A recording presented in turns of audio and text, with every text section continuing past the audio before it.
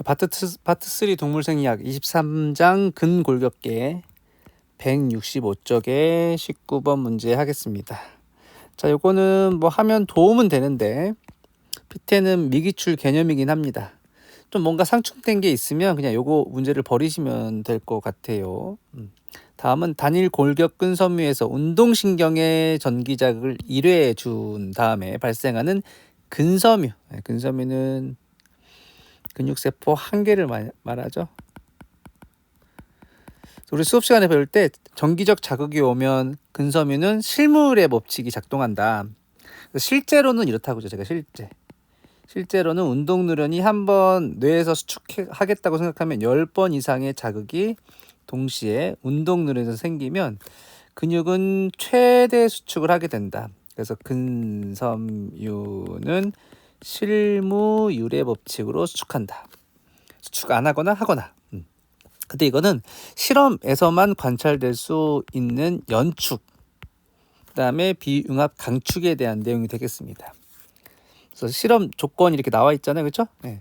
그래서 이건 17번하고 연결돼 있는데 17번은 이제 수업 시간에 하게 됩니다. 자극을 내가 한 번 줬어요. 자극. 운동 누련에 그면 액션 포텐셜이 그 다음에 생기겠지. 자, X축이 지금 시간이야. 그럼 그 다음에 운동 누련에 액션 포텐셜이 생긴다.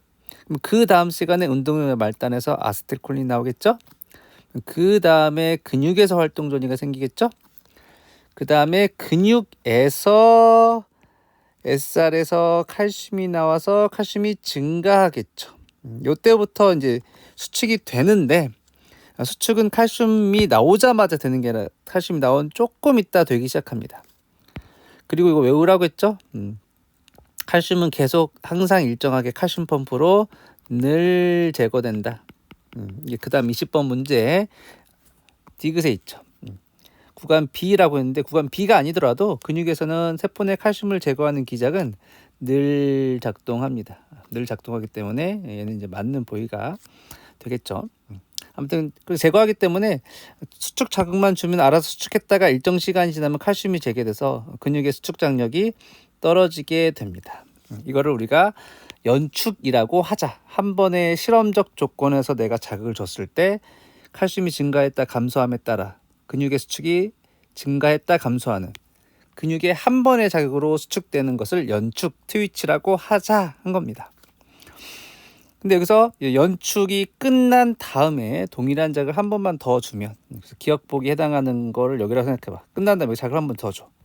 그러면 칼슘이 증가했다가 또 다시 감소하면서 연축은 그 다음에 수축했다 이완하는 연축이 그 다음에 또 나타나겠죠. 연축이 그냥 똑같이 나타나게 됩니다. 더 커지지 않고. 그래서 기억은 틀려. 자, 나에서 신경 자극의 빈도를 증가시켰더니 근육의 수축력이 증가하냐라고 했는데 요거는 그 옆에 문제를 하고 오는 게 좋을 것 같아요. 이게 이제 이 문제 조금 에러가 있어가지고 그때 2018년도에 MD에서 문제를 조금 더 정확히 냈어요. 이게 가장 최근에 나온 MD 문제고 여기서 말하는 개념이 더 정확한 개념이에요. 자, 우리 수업 시간 했지만 이 비융합 강축이든 강축이든 연축이 일어나서 한 번에 수축과 이완이 일어나게 되는데 강축의 정의는 정의를 알아서 정의 한 번에 수축이 된 다음에 그 근육이 충분히 이완하기 전에 다시 수축하면 무조건 강축이라고 합니다. 이게 정의야, 정의. 근데 그 2013년도에 낸 이 문제가 맞긴 맞거든요. 비융합 강축은 세포 내 칼슘이 축적되어서도 나타나긴 하는데 이게 정의는 아닙니다. 그걸 이 문제에서 정확히 보여주고 있어요. 자, 활동 전이가 골격근에서 생겼어. 골격근에 생긴 활동 전이야. 그러면 세포 내 칼슘 농도가 증가하고 이 점선이죠. 그러면 칼슘이 증가하면 그 다음에 수축이 조금 느리게 되다가 그다음에 칼슘이 다 제거되면 다시 이완되는 이런 양상을 보이죠. 정확히 보면은 칼슘이 다 없어지는 것보다 근육이 완전히 이완되는 시간이 약간 더 뒤에 나타나게 됩니다. 그래서 A는 그 앞에 해당하는 것 중에 이제 비융합 강축이 되겠어요. 비융합 강축.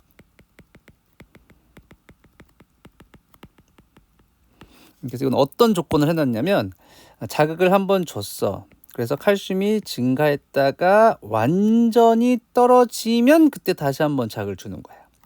그럼 또 칼슘이 증가했다가 완전히 떨어지고, 점선을 잘 보세요. 완전히 증가했다가 완전히 떨어지고 있죠. 그럼 또 한번 자극을 줘서 또 칼슘을 증가시켰다 감소시켜. 그런데 근육의 이완은 칼슘이 0이 된 다음에 나타나기 때문에 첫 번째 자극을 준 다음에 근육이 완전히 이완하기 전에 다시 한번 칼슘을 증가시키면 근육이 다시 한번 수축하기 시작합니다. 그냥 다시 수축하고 다시 수축하고. 그래서 이 문제를 보면 칼슘이 누적되지 않더라도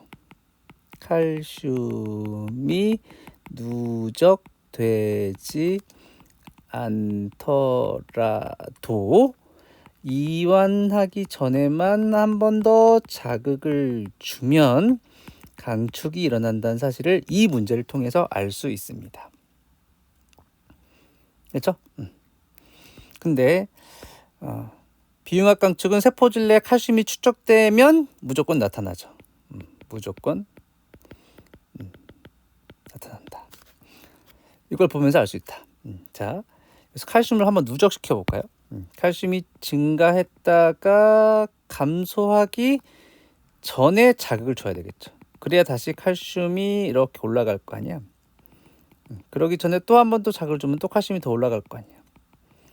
그러면 수축은 반드시 이 칼슘이 떨어진 다음에 되는데, 칼슘이 떨어지기 전에 다시 한번 자극을 주면 그때는 반드시 칼슘이 떨어지기 전에 자극을 주면 칼슘이 무조건 축적되고, 그 칼슘이 축적되는 시기는 반드시 근육이 충분히 이완되기 전이니까 당연히 근육의 수축이 누적될 수밖에 없기 때문에 비융합 강축 혹은 강축이 나타날 수밖에 없죠. 정확히 말하면 이게 좀 틀린 보기여서 문제를 다시 낸 거야. 비융합 강축은 완전히 이완되기 전에만 수축하면 수축 조건을 주면 나타난다가 맞는데, 세포질 내에 칼슘이 축적되면 무조건 나타나긴 나타납니다. 그러나 칼슘이 누적되어야만 비융합 강축이 나타나는 건 아니라는 걸 이 2018년도 이 문제 A 조건에서 보여준 거예요. 그래서 이게 조금 이상하다. 그래서 여러분들한테 수업 시간에 안 한 거야. 비융합 강축은 세포질 내 칼슘이 축적되면 무조건 나타나긴 해. 그러나 칼슘의 축적이 없어도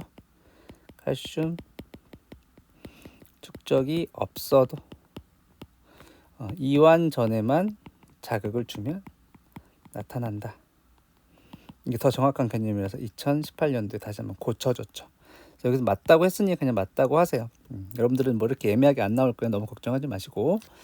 자, 나에서 신경 자극의 빈도를 증가했더니 그 근육 수축이 더 누적돼서 근수축력이 증가했죠. 그건 어떻게 할 수 있어? 이 장력이 한 번 연축했을 때 값이 1이었는데 그거보다 지금 다 증가하고 있잖아요. 그래서 자극 빈도를 증가시켰더니 근수축력이 증가했다는 걸 데이터를 보고 우리가 알 수가 있습니다.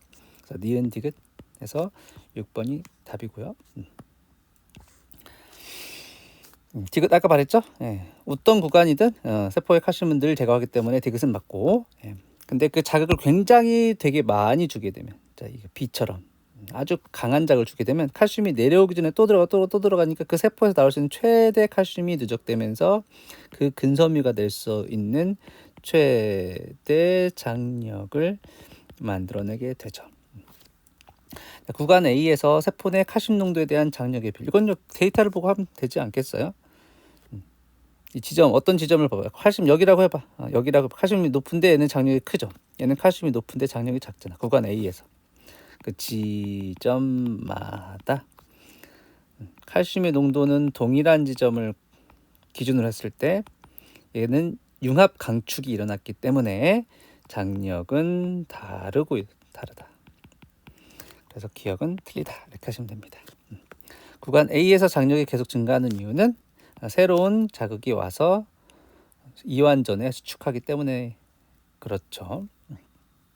근데 장력이 계속 증가하는 상대적 불응기의 새로운 활동, 자, 요거 자, 이것도 좀 어렵죠. 자, 제가 앞에 설명했는데, 자, 활동 전이가 먼저 생기고 그 다음에 칼슘 농도가 증가했다 감소한 다음에 그 다음에 수축이 됐다가 이완이 되는 이런 모습이잖아요. 네, 근데 지금 이 A 조건에서 보면 반드시 어땠어요? 칼슘이 레벨이 떨어진 다음에 새로운 자극을 줬죠. 그러면 시간 순서상 활동 전이가 먼저 생기고 그 다음에 칼슘이고 그 다음에 근육의 수축이기 때문에 칼슘 레벨이 다 떨어지고 나서 자극을 준 그 시점은 반드시 활동 전이가 끝난 후이다. 구간 A 주어진 조건에서 보면은 새로운 활동 자극은 반드시 부릉기가 다 끝난 후, 활동 전이가 다 끝난 후 준 거니까 반드시 부릉기 후에 새로운 자극이 와서 장력이 새로 증가한 거지. 상대적 부릉기에 새로운 활동 전이를 준 게 아니야. 그걸 이 그림에 다시 표시해 보면 이런 때 자극을 줬으면 상대적 부릉기에 새로운 자극을 줬다고 할 수 있어. 그렇지 않아. 칼슘이 감소한 후에 자극을 줬으니까 반드시 부릉기 후에 자극을 준 겁니다. 그래서 니은 틀려요. 디귿만 맞습니다. 조금 되게 자세히 문제를 풀어야만 알 수 있는 문제인데 PT에서는 그렇게 중요한 문제 같지 않아요. 공부 열심히 할 사람만 보시면 될 것 같아요.